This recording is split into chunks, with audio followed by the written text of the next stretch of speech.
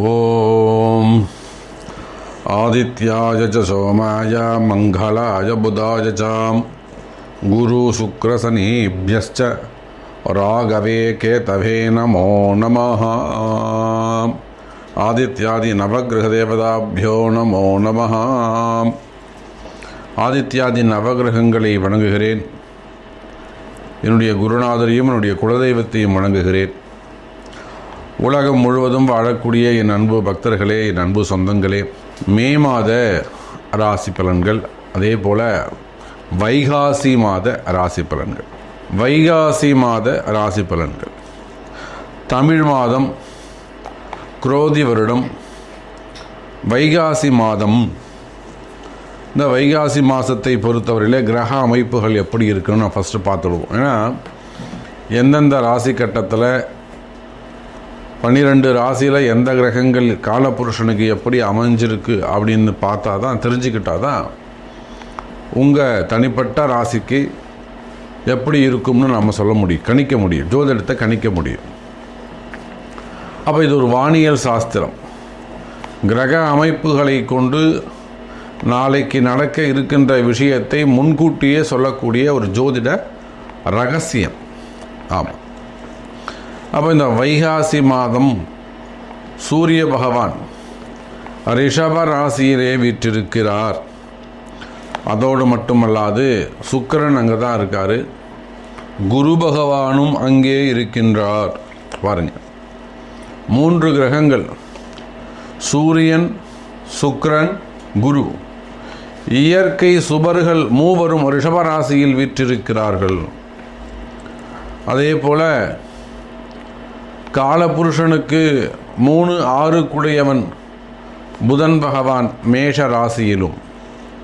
ஒரு மிகப்பெரிய நன்மை என்னன்னு கேட்டிங்கனாக்கா, செவ்வாயும் ராகுவும் இணைந்திருக்கிறார்கள். செவ்வாய் ராகு இணைந்திருந்தாலே அது மிகப்பெரிய போர் பதற்றம், மிகப்பெரிய ஒரு போர் பதற்றம், ஒரு சண்டை சச்சரவு, யுத்தகலம், ரணகலம். அப்போ அதிரடியான சில விஷயங்கள் தினந்தோறும் டிவியில் நியூஸ், பிரேக்கிங் நியூஸ் வந்துக்கிட்டே இருக்கும், ஏதாவது ஒரு இடத்துல, ஏதாவது ஒரு ஊர்லேருந்து. அப்போ செவ்வாய் ராகு இணைந்திருக்கிற அரசியல் அதிரடி மாற்றங்கள், அரசியல் களம் அனல் பறக்கும். அதே போல் பிரபஞ்சம் முழுவதுமே கூட அங்கங்கு தீ விபத்துக்கள், fire accident, road accident, train accident இதெல்லாம் நடப்பதற்கு வாய்ப்புகள் உண்டு.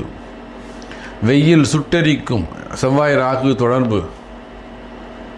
அப்போது இவங்க காலபுருஷனுக்கு 12வது வீடாக இருக்கக்கூடிய மீன ராசியிலே செவ்வாயும் ராகுவும் இணைந்திருக்கிறார்கள். உடம்புல ரத்தம் சுண்டி போயிடும், வெயில் அதிகமாக இருக்கும், காலாட்டிட்டு இருந்தால் சரிபட்டு வராது, கவன சிதறல்கள் ஏற்படும், கவனக்குறைவுகள் ஏற்படும்.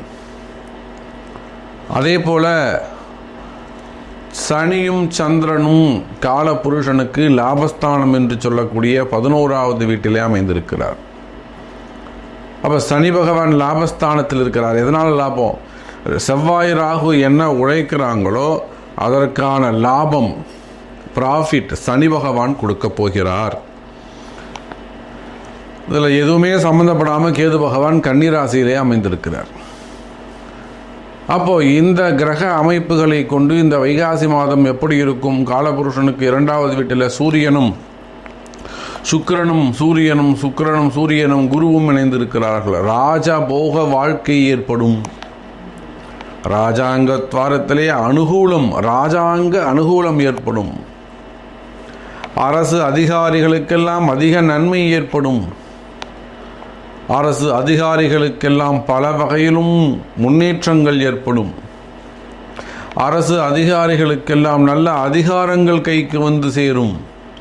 நினைத்ததை சாதிக்கக்கூடிய வாழ்க்கை ஏற்படும். பல பண பரிமாற்றங்கள் ஏற்பட போகிறது. அதே சமயம் அரசியலிலே ஈடுபட்டிருக்கக்கூடியவங்களுக்கெல்லாம் நிறைய அதிரடி மாற்றங்கள் வரப்போகுது. அப்போது சூரியன், சுக்கிரன், குரு 3 சுப கிரகங்களும் ஒன்றிணைந்திருக்கிறார்கள்.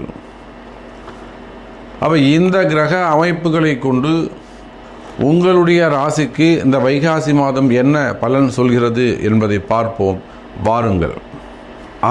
அன்பார்ந்த மிதுன ராசி அன்பர்களே, இந்த வைகாசி மாதத்தை பொறுத்தவரையில் மிதுன ராசி அன்பர்களுக்கு ஒரு அதிர்ஷ்டமான மாதம், மிக அதிர்ஷ்டமான மாதங்கள்.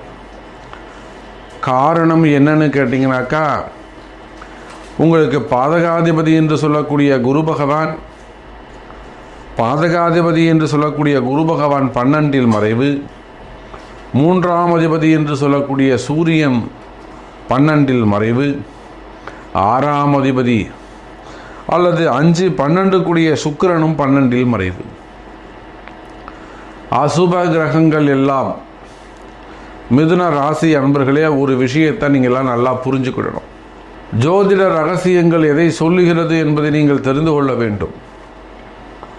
அசுப கிரகங்கள் எல்லாம் 6, 8, 12 மறைவார்களேயானால் அந்த காலம் அந்த குறிப்பிட்ட ராசிக்கு அல்லது அந்த குறிப்பிட்ட ஜாதகருக்கு ஒரு பொற்காலமாக அமையும், மிகப்பெரிய ராஜயோகமாக அமையும். மிகப்பெரிய தலைவர்கள் அல்லது ஒருத்தருக்கு லாட்டரி சீட்டு விழுது, ஒரு 10 கோடி ரூபாய் விழுந்திருக்கு. இப்போ கூட ஒருத்தருக்கு பாண்டிச்சேரியில் ஒரு 15 கோடி ரூபாய்க்கு மேலே லாட்டரி சீட்டு விழுந்தது. என் பேரையே போடாதீங்கன்னு சொல்லிட்டார் அவர். கிரக அமைப்புகளை பார்ப்பீர்களே, ஆனால் என்ன பண்ணுங்க, 6, 8, 12 கிரகங்கள் எல்லாம் 12 மறைந்திருக்கும். குறிப்பாக 8ஆம் அதிபதி மறைஞ்சிருப்பார். 8ஆம் அதிபதி ஏதேனும் மறைவு ஸ்தானங்களிலே மறைந்திருப்பார். அப்போ ஒருத்தருக்கு நல்ல ராஜ யோகம் வேண்டுமா, ராஜ பரிபாலனங்கள் செய்ய வேண்டுமா, ஒரு ராஜா மாதிரி ஒரு அதிகாரமிக்க பதவியிலே நீங்கள் அமர வேண்டுமா, உயர்ந்த பதவிகள் அதிகாரம் கைக்கு வேண்டுமா, நல்ல ராஜபோக வாழ்க்கை வேண்டுமா, அவங்களுக்கெல்லாம் சுபகிரகங்கள்லாம் உச்சம் பெற்றுக்கணும்னு அவசியம் இல்லை, ஆட்சி பலம் பெற்றுக்கணும்னு அவசியம் இல்லை. ராகு கேது போன்ற அசுப கிரகங்கள் எல்லாம் மறைவு ஸ்தானங்களில் இருக்குமே ஆனால் அதுதான் ராஜ வாழ்க்கை.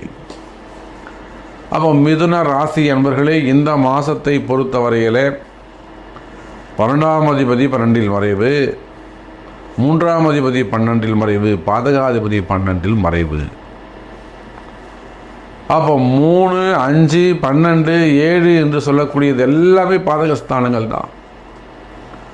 அப்போ மிதுன ராசிக்கு இந்த வைகாசி மாதம் ஒரு அதிர்ஷ்டமான மாதமாக அமைகிறது. நிறைய புதிய விஷயங்கள் எல்லாம் உங்களுக்கு வாழ்க்கையில் நடக்க போகுது. நிறைய புதிய விஷயங்கள், நீங்கள் வாழ்க்கையில் இதுவரையில் சந்தித்திராத நல்ல மாற்றங்கள், நீண்ட நாட்களாக உங்களுக்கு இருக்கக்கூடிய கனவுகள் நிறைவேறப் போகுது. அதே போல மிதுன ராசி என்பர்களே, நீண்ட நாட்களாக உங்களுக்கு இருந்து வரக்கூடிய அந்த துன்பங்கள் கஷ்டங்கள் விலகப் போகுது. அது பண கஷ்டமாக இருக்கலாம், கடன் சுமைகளாக இருக்கலாம், அடைக்க முடியாத கடனாக இருக்கலாம். ஒரு சாதாரண ஏழை அவனுக்கு ஒரு 10 லட்ச ரூபா கடன் இருக்கும். ஒரு சாதாரண 10,000 ரூபா சம்பளம் வாங்குவான். அவன் என்றைக்கு அந்த 10 லட்ச ரூபாய்க்கு வட்டி கட்டி அடைக்கிறது? அப்போ வசதி வாய்ப்புக்கு ஏற்ப 50 கோடி 60 கோடி 30 கோடி கடன். மிகப்பெரிய தொழிலதிபர். அதே போல் மிகப்பெரிய ஒரு ஸ்கூல் காலேஜஸ்லாம் வச்சு நடத்துகிறாங்க. நாம் கூட கொல்லிமலைன்னு சொல்கிறோம். அந்த இடங்களில் மிகப்பெரிய காலேஜஸ் கல்வி நிறுவனங்கள்லாம் வச்சு நடத்துகிறாங்க. அவர்களுக்கு கூட ஒரு சில அர்ஜெண்ட்டாக கொஞ்சம் காசு தேவைப்படுது. 25 கோடி கொஞ்சம் அர்ஜெண்ட்டாக வேணும் சாமி. 500 கோடி ரூபாய்க்கு சொத்து இருக்குது, ஒரு 25 கோடி ரூபாய்க்கு நிற்கிறாங்க. அப்போ அதை போல் மிகப்பெரிய செல்வந்தர்கள் கூட, பணபலம் படைபலம் அதிகார பலம் படைத்தவர்களுக்கு கூட சிரமங்கள் ஏற்படுமேயானால், ஏதோ ஒரு கஷ்டம் ஏற்படுமேயானால் கவலை வேண்டாம் மிதுன ராசி அன்பர்களே. இதோ உங்களுக்கான நல்ல நேரமாக இந்த வைகாசி மாதம் திகழ்கிறது. அப்போ இந்த வைகாசி மாதத்தில் உங்களுடைய சிரமங்கள் எதுவாக இருந்தாலும், அது பண கஷ்டமாக இருக்கலாம், மன கஷ்டமாக இருக்கலாம், தொழில் கஷ்டமாக இருக்கலாம், குடும்ப கஷ்டமாக இருக்கலாம், குடும்ப பிரச்சனைகளாக இருக்கலாம், குறிப்பாக வரவு செலவுகள், கடன் சுமைகள், கொடுக்கல் வாங்கல்ல இருக்கக்கூடிய பிரச்சனைகளாக இருக்கலாம், வட்டி சம்பந்தப்பட்டதாக இருக்கலாம், வேலை நிமித்தமானதாக இருக்கலாம், தொழில் அமைப்புகளாக இருக்கலாம்.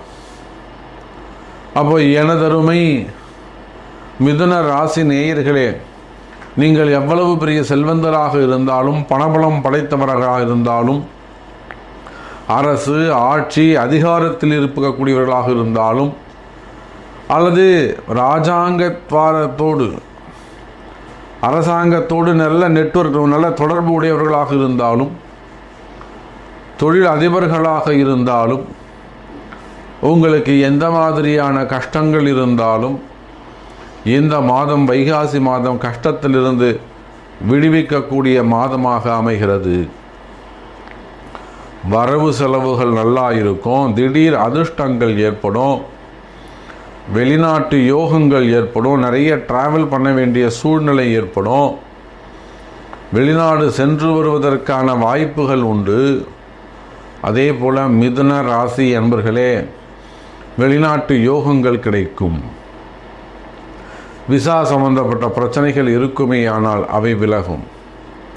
வம்பு வழக்கு, கோர்ட்டு கேஸு, பதவி போட்டிகள், அது சம்பந்தமான தேவையில்லாத நெருக்கடிகள், அரசியல் நெருக்கடி, அரசியல் பழி வாங்குதல், இந்த பதவி போட்டிகளுக்காக பழி வாங்குதல், கலகம், இந்த மாதிரியாக ஒரு என்கொயரியோ அல்லது ஒரு ரைடோ இருக்குமே. ஆனால் இப்போ இந்த ரைடெலாம் எதனால் நடக்குதுங்க?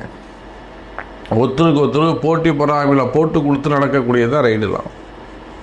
அப்போ யார் அது? செவ்வாய் ராகு அல்லது சனி ராகு தொடர்பு.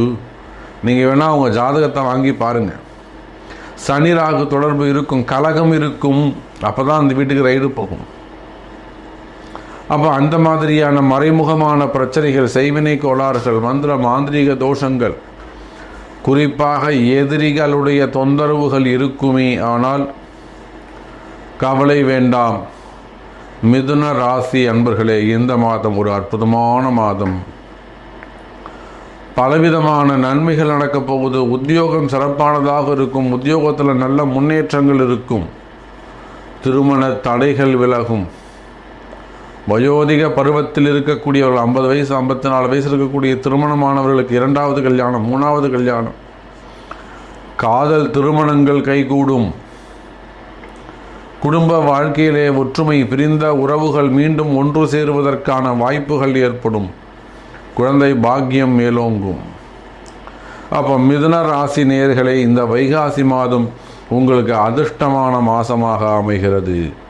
அந்த அதிர்ஷ்டம் உங்களுக்கு கிடைக்க வேண்டும் என்று சொன்னால், உங்கள் பிறப்பு ஜாதகத்தை கொண்டு